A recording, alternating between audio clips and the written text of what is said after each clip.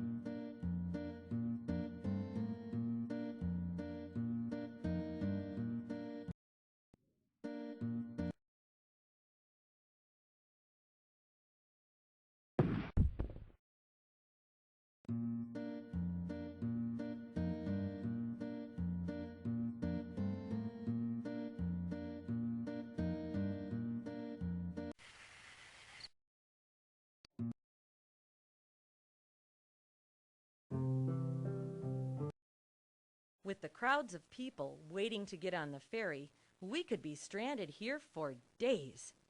Hope there's enough graze for all those animals. Not many people carry feed. I'd rather wait, though, than cross in a rickety wagon boat.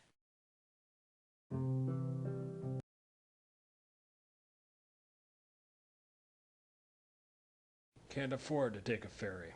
We're making our wagon into a boat. We'll turn it over, caulk the bottom and sides with pitch, and use it to float our goods across. Have to swim the animals. Hope it doesn't rain. The river's high enough.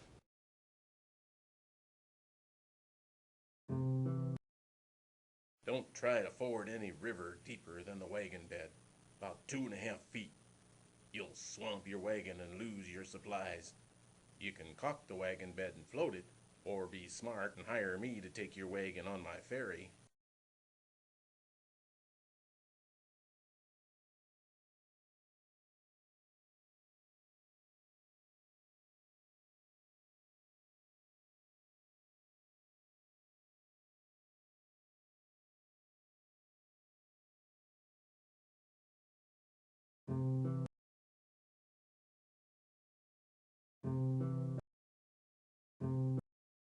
Don't try to ford any river deeper than the wagon bed, about 2.5 feet. You'll swamp your wagon and lose your supplies. You can caulk the wagon bed and float it, or be smart and hire me to take your wagon on my ferry.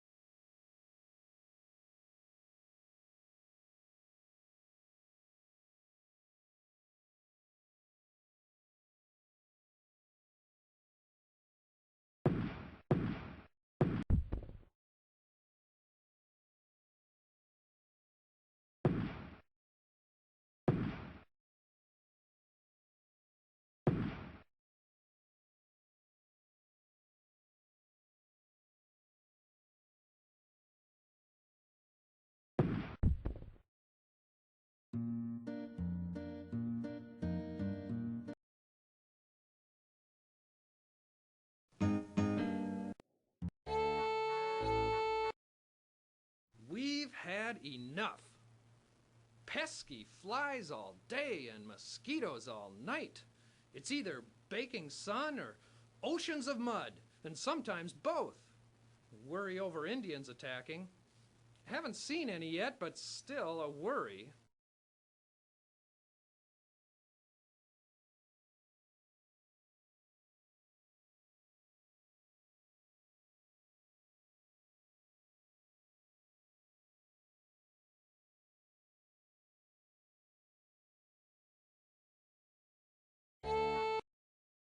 This prairie is mighty pretty with all the wildflowers and tall grasses, but there's too much of it.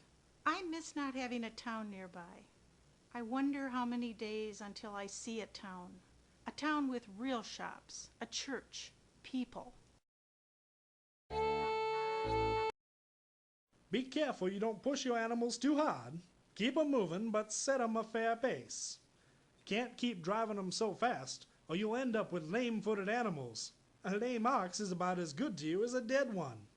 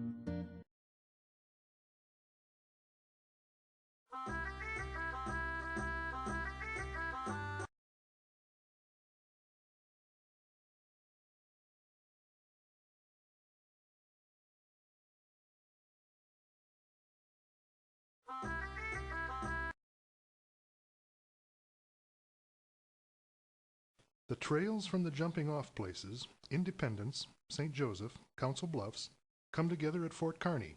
This new fort was built by the U.S. Army to protect those bound for California and Oregon.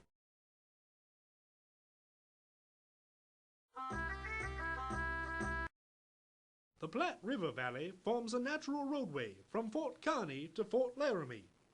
Travelers bound for California, Utah, and Oregon all take this road. Could be the easiest stretch of the whole trip. Should see antelope and plenty of buffalo.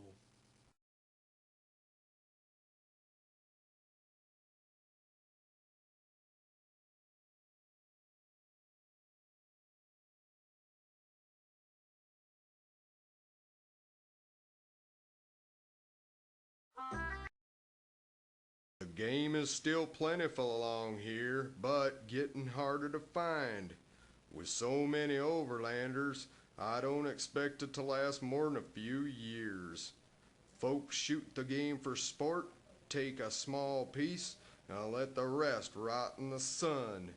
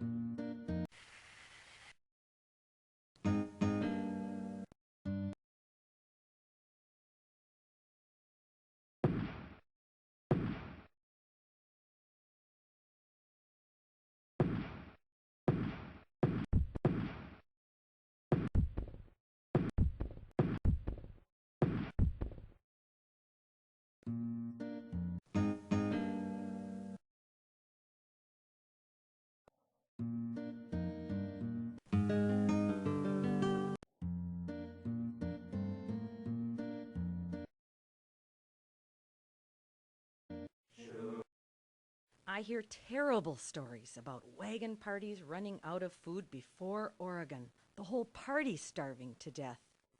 We must check our supplies often. We might not get there as soon as we think. Always plan for the worst, I say. Chimney Rock by moonlight is awfully sublime. Many Indians came to our wagon with fish to exchange for clothing. We bought a number. They understand swap and no swap. Seem most anxious to get shirts and socks.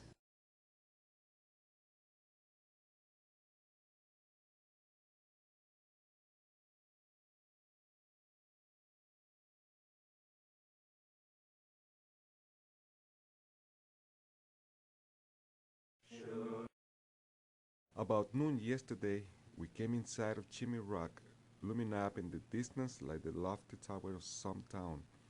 We did not tire gazing on it. It was about 20 miles from us, and stayed in sight till we reached it today.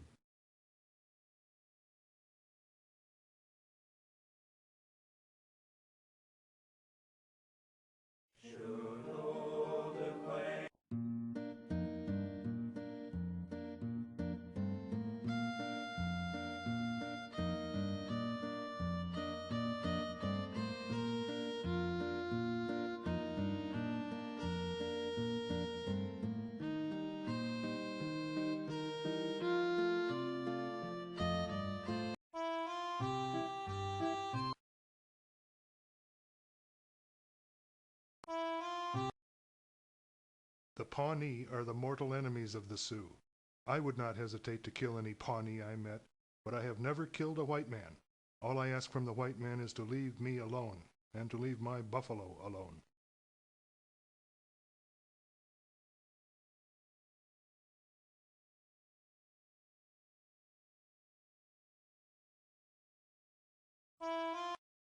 Be warned, stranger. Don't dig a water hole. Drink only river water. Salty as the Platte River is, it's better than the cholera. We buried my husband last week. Could use some help with this harness if you can spare the time. These greenhorns heading across the Rockies know nothing about surviving in the mountains. It gets awful cold up there, even in summer. Many a traveler crossing the mountains too late in the year has gotten snowbound and died.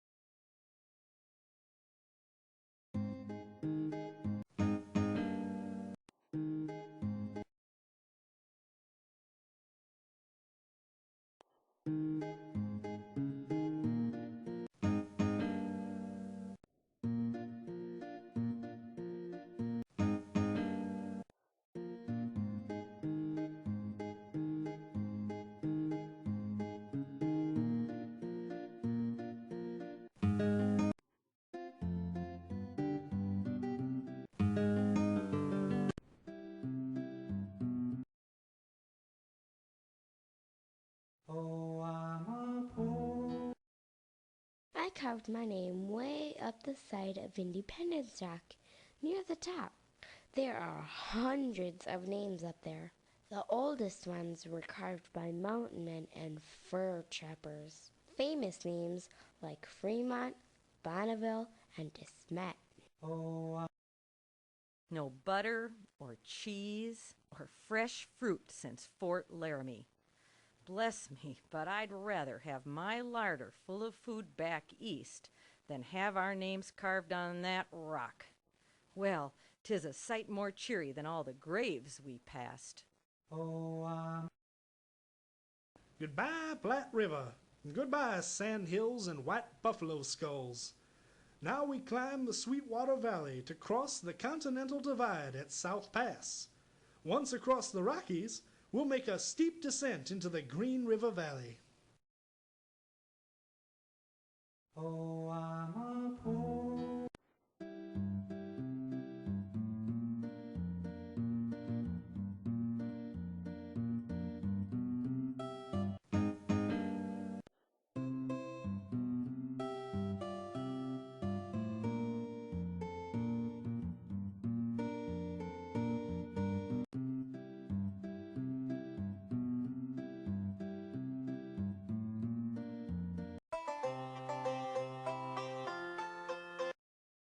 My family and I traveled with 40 other families to the valley of the Great Salt Lake to seek religious freedom. Back east, Mormons are persecuted. In Utah, we'll join together to build a new community, changing desert into farmland.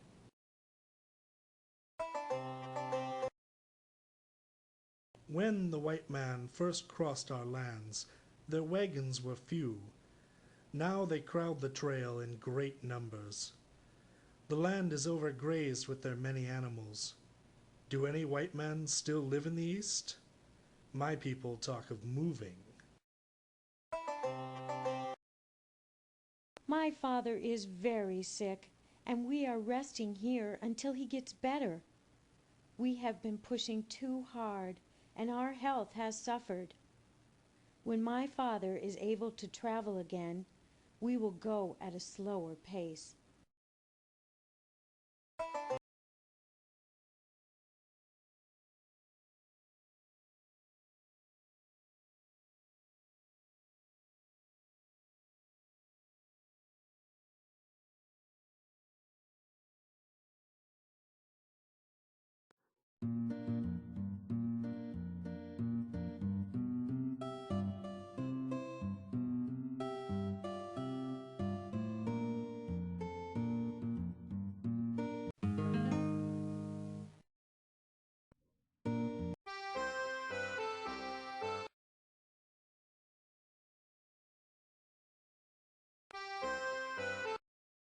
One child drowned in a swollen creek east of Fort Laramie.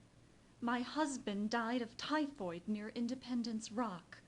Now I travel alone with my 5 children. The eldest, Caleb, is 11. I fear he'll be a man before we reach Oregon.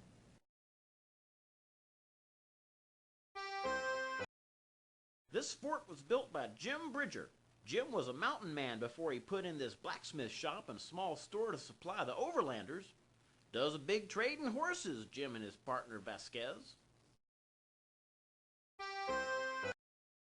We should have taken the sublet cutoff. Not enough at this fort worth the time it took to get here, and the outrageous prices. Food's not fit to eat, much less pay for. Some folks would sell the clothes off our backs if we'd let them.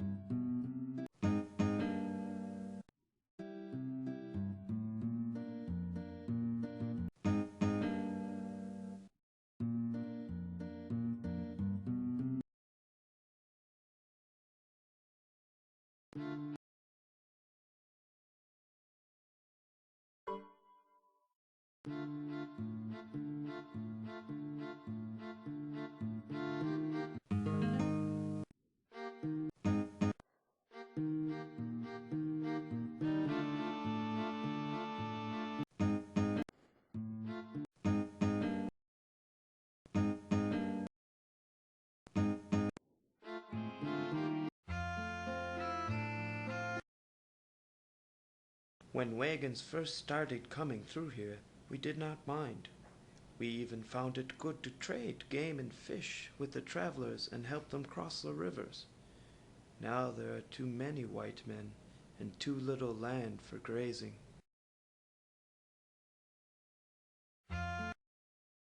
$5 to ferry us over the Green River? Those ferrymen will make $100 before breakfast. We'll keep downriver until we find a place to ford our wagon and animals. What little money we have left, we'll keep. My family didn't buy enough food in Independence. We have been eating very small rations since Fort Laramie. Because of that, our health is poor. My sister has mountain fever, so we're stopped here for a while.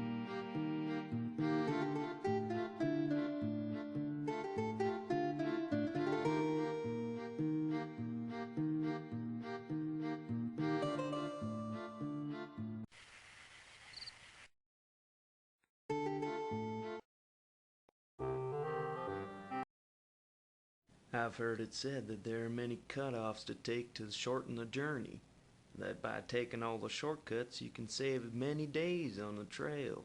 And why not? Saving time and provisions is worth the risk. My, the soda springs are so pretty. Seem to spout at regular intervals. Felt good to just rest and not be jostled in a wagon all day. When I get to Oregon, I'll have a soft feather bed and never sleep in a wagon again. My job every day is to find wood for the cook fire. Sometimes it's very hard to find enough, so I store extra pieces in a box under the wagon. On the prairie, I gathered buffalo chips to burn when there wasn't any wood.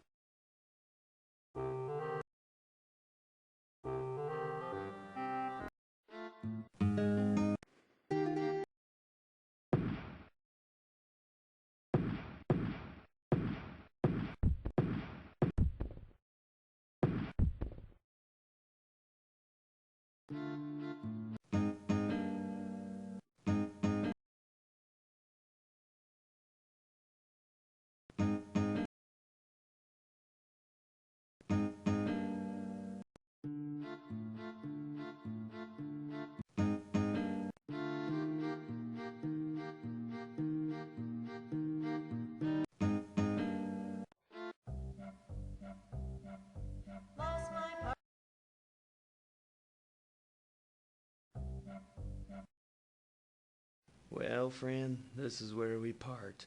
I'm bound for California with an imposing desert to cross. And you've got the Snake River to cross, which I hear is no picnic. Write us, you or the missus, just as soon as you reach Oregon.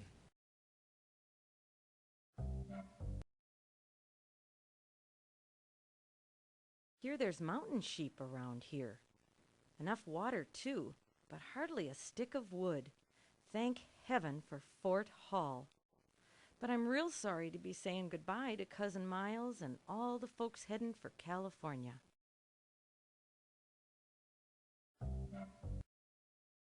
Fort Hall is a busy fort. The wide stretches of meadowgrass here are just what our tired animals need. As for me, I'll fix up the wagon leaks.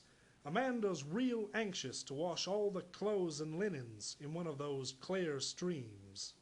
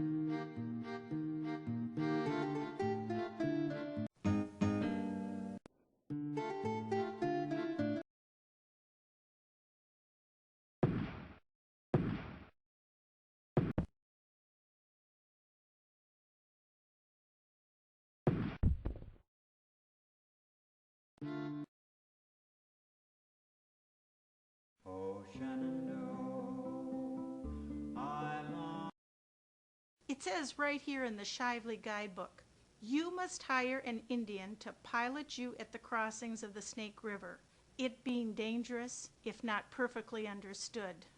But my husband insists on crossing without a guide. Down there between those steep lava gorges, twisting and writhing, is the Snake River. So much water, and so hard to get to. We've got many miles of desert before Oregon, so be sure to fill your water kegs at the crossing. See that wild river? That's the Snake. Many a craft's been swamped in her foaming rapids. Her waters travel all the way to Oregon. We'll be crossing her soon, and then again after Fort Boise. Take care at the crossing.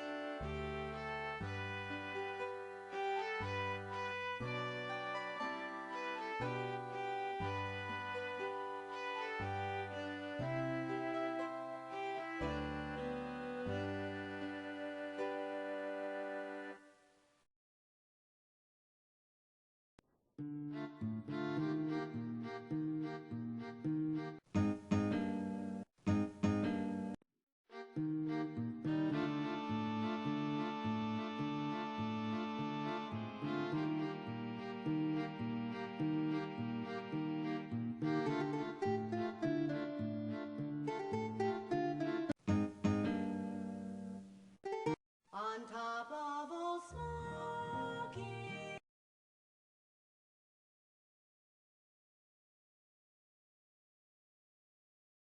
On top of Old Smoky. You'll not get your wagon over them Blue Mountains, mister. Leave it. Cross your goods over with pack animals. Get yourself a couple of good mules. Pieces of the wagons litter the trail, left by them folks who don't heed good advice. On top. At every fort along the trail, prices have been higher than at the previous fort. This is outrageous. They're taking advantage of us. If I had the chance to do it again, I'd buy more supplies in Independence. On top of. Every night, even though I ache from the day's toils, my head is filled with dreams of the rich farmland of the Willamette Valley. I will build myself a fine, handsome homestead, and I'm certain I'll be rich within 5 years. On top of Old Smoky. On top of Old Smoky.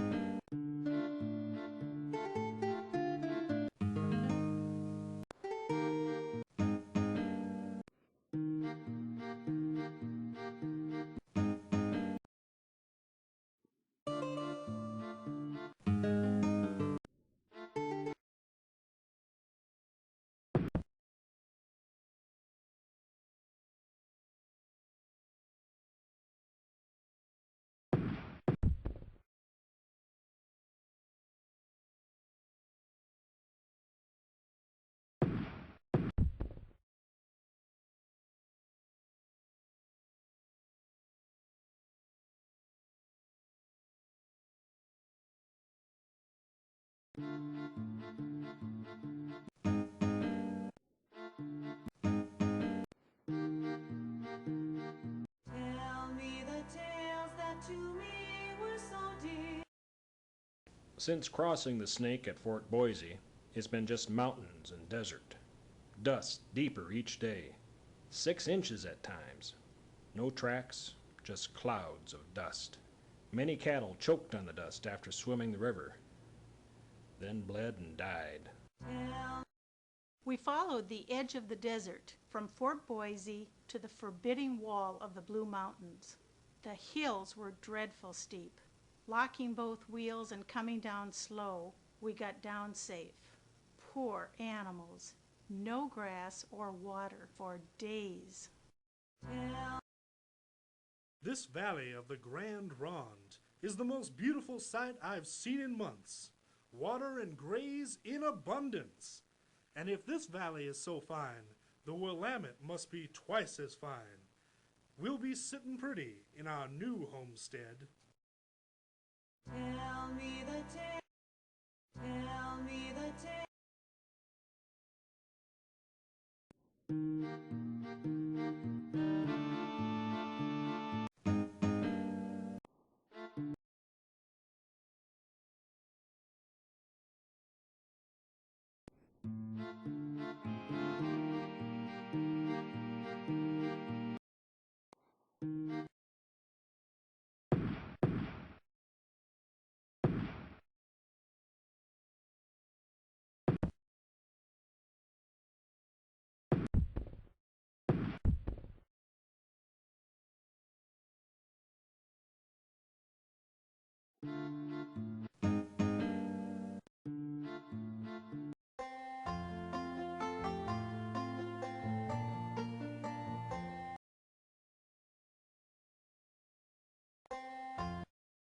I've traveled in fear of Indians since our journey began.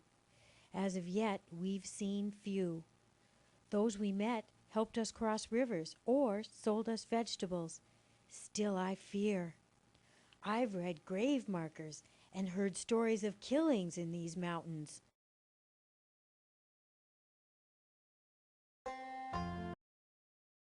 My cousin Catherine was one of 6 children orphaned and left at Whitman's mission.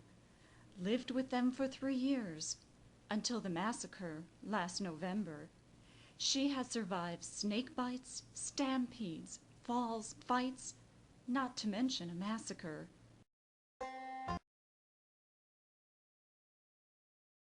You ask about the Whitman massacre. I ask you why Dr. Whitman's medicine did not cure my people's children. Many caught the measles from the strangers.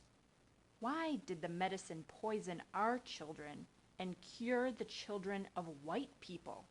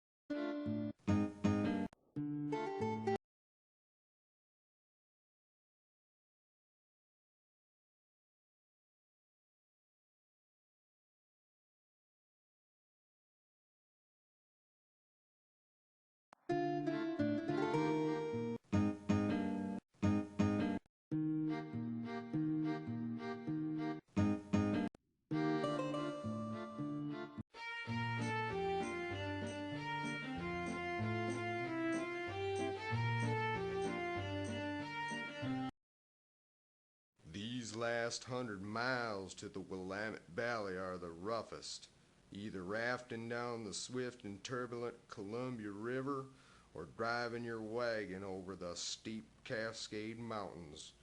Hire an Indian guide if you take the river. My cousin Lydia engaged passage down the Columbia with Indians, a canoe with 17 people and luggage. The wind blew so heavy they had to lay by. Near dark, high waves came up over their heads.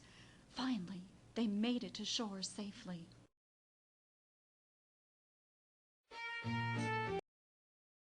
I collect the tolls for the Barlow Road, a bargain at twice the price. Until last year, the overlander had no choice. Everyone floated the Columbia. Now, with Mr. Barlow's new road, you can drive your wagon right into Oregon City.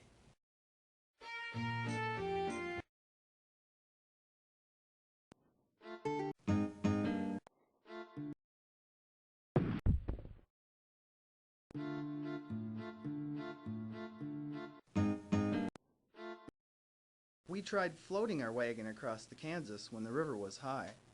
The wagon overturned in the middle of the river and we lost everything we had.